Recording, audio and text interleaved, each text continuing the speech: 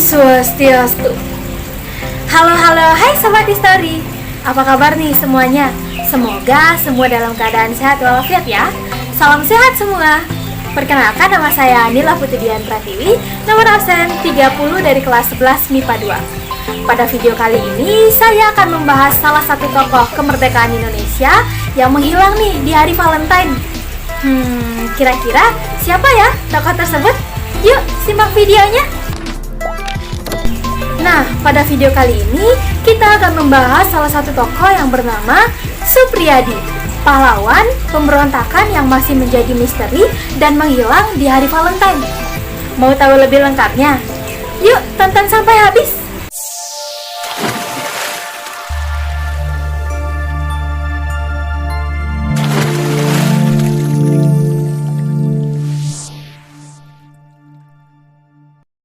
Biodata Suprijadi.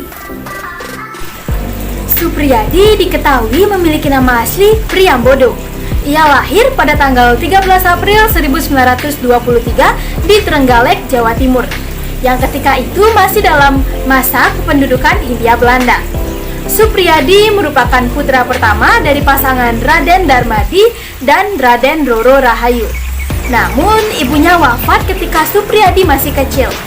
Kemudian, ia diasuh oleh ibu tirinya yang bernama Susili. Ia masih mempunyai 12 saudara lagi. Suprijadi mengenyam pendidikan pertamanya dengan bersekolah di ILC yang setara dengan sekolah dasar. Tamat dari sana, ia kemudian masuk sekolah di Mulo yang setingkat dengan SMP. Dari situ, ia kemudian melanjutkan pendidikannya di Mosvia yang merupakan sekolah untuk kaum bangsawan. Namun, belum lulus dari sekolah tersebut, tentara Jepang kemudian menduduki negara Indonesia. Peran terhadap kemerdekaan negara Indonesia. Suprijadi kemudian bersekolah di SMT, Sekolah Menengah Tinggi, dan juga ikut dalam latihan militer yang diadakan oleh Jepang, yang dikenal dengan nama Seinen Dojo di wilayah Tangerang. Tahun 1943, ketika Jepang mulai membentuk pasukan peta pembela tanah air yang pasukannya terdiri dari pemuda Indonesia, Suprijadi kemudian ikut masuk dan mendapat pangkat sebagai komandan peleton atau Sodancho, yang kemudian dikenal dengan sebutan Sodancho Suprijadi. Oleh Jepang, Suprijadi kemudian ditugaskan di Blitar, Jawa Timur.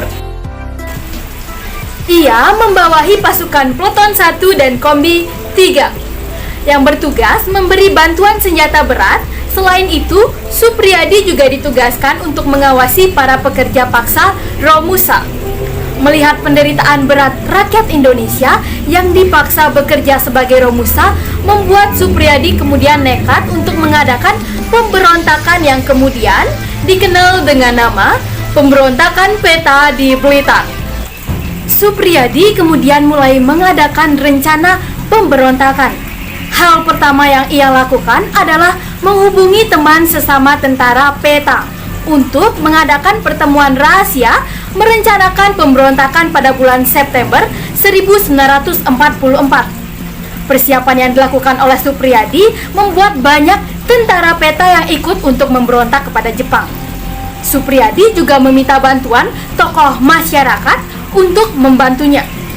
Pertemuan untuk merencanakan pemberontakan dilakukan beberapa kali sesuai yang ditulis dalam buku yang berjudul Tentara Gamblengan Jepang yang ditulis oleh Joyce J. Libra. Segala persiapan yang dilakukan seperti pembentukan pasukan pemberontakan, pembagian tugas, dan persiapan logistik maupun lain sebagainya. Semua dilakukan dari tahun 1944 hingga 1945. Suprijadi bahkan sempat memberitahukan rencana pemberontakan tentara peta tersebut kepada Insinyur Soekarno ketika ia datang ke Blitar. Tapi Soekarno ketika itu menasihati Suprijadi untuk mempertimbangkan baik-baik sebab resikonya sangat besar. Namun, Suprijadi tetap yakin bahwa pemberontakan tersebut pasti berhasil. Setelah dilakukannya beberapa kali pertemuan dengan tentara peta yang lain, maka ditetapkanlah waktu dan tempat pemberontakan akan dilakukan di Tuban, Jawa Timur. Semua yang hadir ketika itu kemudian setuju bahwa pemberontakan harus segera dilakukan. Pada tanggal 14 Februari pukul 3, tepatnya di hari Valentine, hari yang biasanya diperingati sebagai Hari Kasih Sayang, namun di Indonesia terjadi pemberontakan. Pemberontakan peta yang dipimpin oleh Suprijadi pun meletus di Blitar. Tembakan pertama dilakukan dengan menembakkan mortir ke Hotel Sakura, di mana tempat tersebut banyak terdapat perwira Jepang. Tak ketinggalan, markas Ken Peta yang banyak berisi perwira Jepang ditembaki dengan menggunakan senapan mesin. Namun, markas tersebut sudah dikosongkan. Rupanya Jepang sudah mengetahui bahwa tentara peta yang dipimpin oleh Suprijadi akan memberontak. Pemerintah Jepang ketika itu kemudian memerintahkan pesawat terbang Jepang untuk melakukan pengintaian. Langkah selanjutnya, Jepang kemudian memanfaatkan para pemimpin tentara peta yang tidak ikut memberontak untuk membujuk Suprijadi agar menyerah, dan kemudian mengirimkan pasukan Jepang untuk memadamkan pemberontakan yang dipimpin oleh Suprijadi. Melihat para pemberontak yang kian terdesak hingga ke hutan Ngancar, Jepang kemudian memerintahkan seorang pimpinan tentara Jepang bernama Kolonel Katagiri untuk menemui pimpinan pemberontakan. Katagiri kemudian menemui Muradi, pimpinan pemberontakan peta selain Suprijadi, di Sumberlumbu, Kediri. Katagiri kemudian meminta kepada Muradi agar menyuruh para pemberontak untuk menghentikan pemberontakan kembali ke markas. Muradi kemudian mengajukan persyaratan bahwa para pemberontak tersebut diampuni dan senjata mereka tidak dilucuti.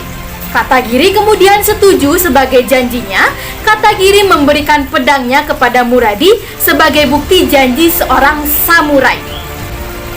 Pemberontakan kemudian berhasil dipadamkan oleh Jepang. Namun, Jepang tidak menepati janjinya. Sebanyak 78 perwira peta yang terlibat dalam pemberontakan diusut oleh polisi militer Jepang atau Kenpetai, dan senjata mereka kemudian dilucuti Jepang.